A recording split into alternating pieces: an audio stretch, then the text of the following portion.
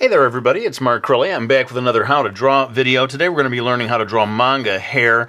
In the past when I've done these videos, I tend to focus mainly on the line placement. This time we're going to be focusing on the shading, which is something that I tend to not get around to, sadly, in a lot of my videos. So let's go ahead and start by putting down a few basic guidelines. Okay, so I thought I'd try to do this a little differently, going kind of 2 guidelines at a time, maybe 2 or 3 at a time, and explain. You get the basic shape of the head here, which I've been, I put in pretty lightly because it's all going to get erased later on. And then you want to focus on how this first line has a certain gap, as it is full-bodied hair, I guess we'd call it. And the part, such as it is going to be right here. In fact, there'll probably be some sort of little strand of hair poking off there by the time we're done. But all of the hair's coming off on this side, and then coming off. It's not coming off. It's flowing gracefully off to one side. And then we have another sort of area of hair that's coming back here. And then all the lines will be sort of fanning across in between. So let's go ahead and add a couple of more guidelines. Alright, well, we've got just 2 strands here, one coming across the middle of the forehead. Notice that it comes right around the tip of the eyebrow here. That's my style. I kind of like the hair to not obscure the eyes too much. And then I've made quite a long strand of hair that's coming all the way across here. And you can, if you want to replicate this exact hairstyle that I'm doing, you'll want to pay attention to where the ear is and, as a guideline as to where that strand falls. I'm going to just add a couple of more lines and then we'll be able to get into the drawing. Okay, so I added just a couple of strands, a sort of a vertical strand beside the ear at the side of the cheek, I guess you'd say, and that's a fairly common thing that I see in a lot of manga hairstyles. And then one last line here for the at the back of the head. Always there's this gap, you'll notice, between the actual line of the skull, which, as I said, we're going to erase later on, and the full-bodied hairline. Now, what I want to do is add a few extra strands to sort of finish this off. I'm going to start with a couple over here that just add a little more liveliness, I think, to this side of the drawing. And even a large, what looked like a big mass of hair right here is probably going to get divided by way of curved lines into smaller subsections. You all know I think the word subsection is actually replaced indicate as the one that I use a lot. But using those first lines that sort of set this up, I'm dividing them into smaller bits. What should I say to avoid the word subsections? Or should I? Should I just embrace the word subsections? Let me know. Let me know in the comment subsection. Anyway, one little tricky thing that happens here is you can see I'm following the curve of that initial line, but as we get closer to this one, we're going to kind of find a middle ground there at which there might even be one strand that is relatively straight and uncurved right in the middle, and so it begins to fan in the other direction, to fan out. So you can see what I'm trying to achieve here in terms of there being a pattern to the curvature of the hair strands. I'm just pulling out all kinds of weird words today. The curvature of the strands. Now this one here is maybe personal preference. I think it sort of livens things up to have one little strand at the top there. You could put an extra one, or you could just have nothing there at all. But we certainly want to, I would say, in my style, leave this area relatively blank, and then it's always towards the ends of the strands that we see more line work. Now, what I'm having to do here is move myself, my whole body, over here so as to use the natural pivot point of my wrist to make these lines curve. It's like if I were over here trying to make these curving lines, it would be very hard for me to achieve that gracefully. Much easier when you get the pivot point of the wrist working for you. Over there. And then what happens back here, I think where things get a little interesting, is that behind, say, this first strand that's coming in front, and I did deliberately do this one first because it is going to be in front, you're going to see some strands that fall back behind it, right? And that's when you really start to get a sense of three-dimensionality in your hair drawings, when you can see one strand in front and then other strands coming behind. I want to even have one that's sort of curving in the opposite direction back here. Maybe get a second one. Why not? Hey, a second one? Hey, I might even go for a third one. Don't tempt me, people. And basically, this is getting us to where we need to be. I want to get maybe 2 strands over here. Again, I can't exactly say why I'm doing this. It just sort of finishes things off for me.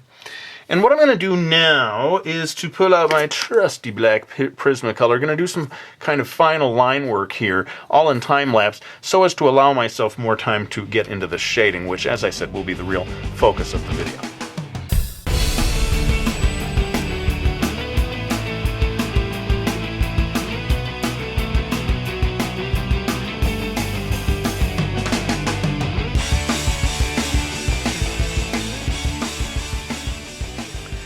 Okay, so now I'm switching to my Dixon Ticonderoga to get into the shading, and I'm going to begin with a sort of single layer here, holding my pencil very low to the page so as to kind of get the widest possible part of the graphite, the lead, to be almost kind of laying on the page, and that way you can create a smooth tone like this. Now, like I said, I'm keeping it kind of light, because one of the main topics of this video is going to be the highlight.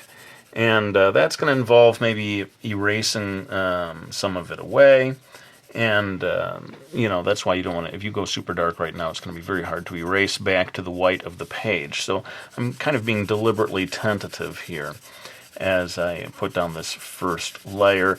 And I'm just choosing really to keep all of my, the pencil strokes in roughly the same direction. I'm not even trying to follow the sort of surface of the hair or anything at this stage. And you'll notice sometimes I even go outside of the lines, man. It's like the kindergarten teacher would be after me. Crilly, stop drawing outside of the lines.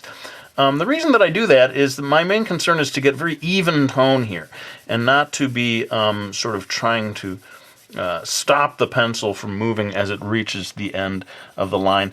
It's so light, actually, that I can just let it flow outside of the line and then figure I'm going to clean that up later, by which I mean I'm going to pull out the eraser and get rid of the excess tone that arrives in those areas. But sometimes, especially when you want to be really moving rapidly back and forth to create a certain tone, I will deliberately say, forget about staying inside the lines at this point. I'll just deliberately go outside of the lines, focus only on getting this even tone, and then pull out the old eraser and get rid of that excess tone.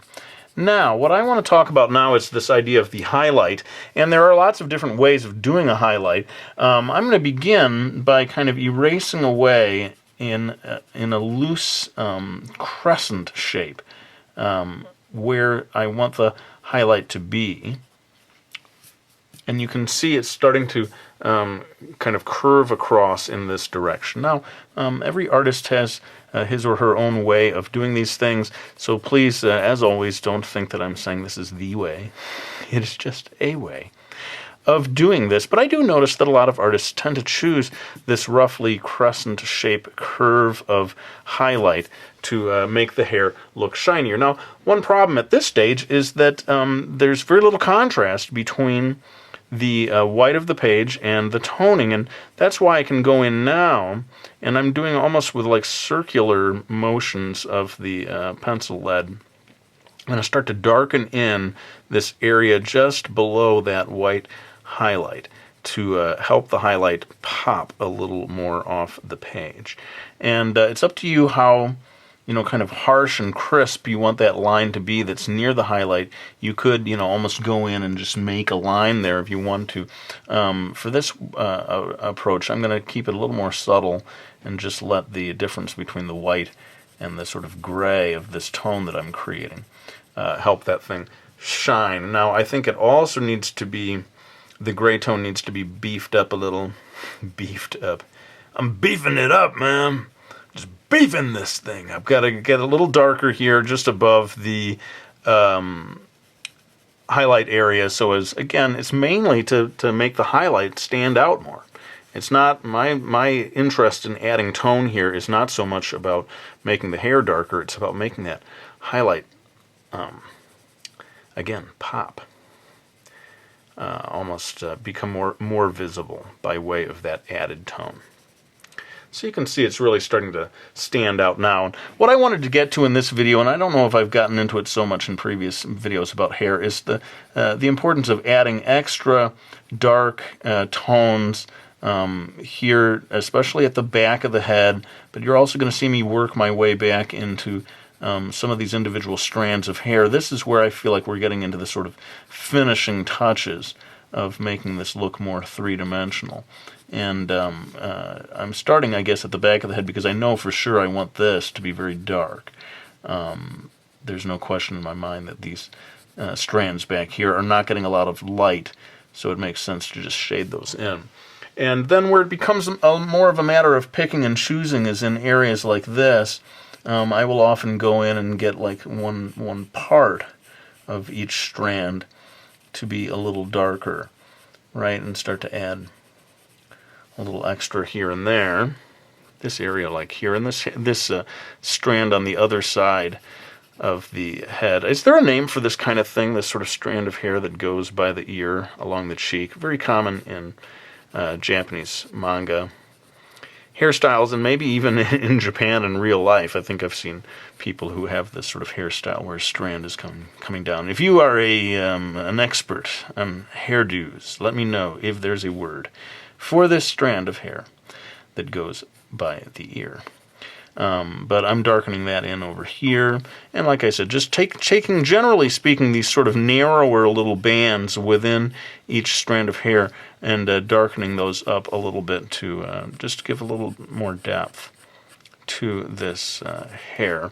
And I suppose the last thing that I can talk about is sometimes adding a little bit of extra darkness here at the top of the head. Just sort of makes it look more rounded.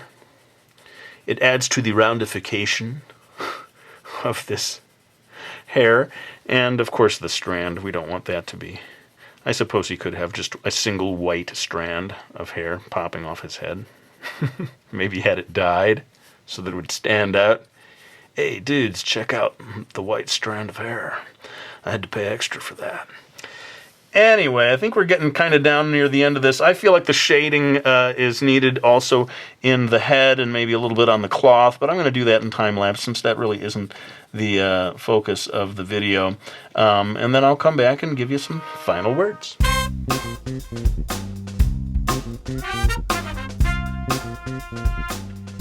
Alright, well, there's my video on how to shade the manga boy's hair, although these techniques could be used for female hair as well.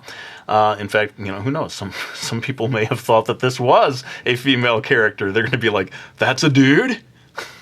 I'll look forward to reading in the comments section to see how that issue gets resolved as to whether this was a male character or a female character. But for now, let me thank anyone who has supported me by getting Mastering Manga, my How to Draw book, also Brody's Ghost, and Miki Falls, my graphic novel series. I really do greatly appreciate anyone who supports me by getting those books, and indeed, all of those of you who subscribe, who just watch the videos, who leave comments and so forth. But let's go ahead and lay down this pencil. I hope you enjoyed this video, and I'll be back with another one real soon.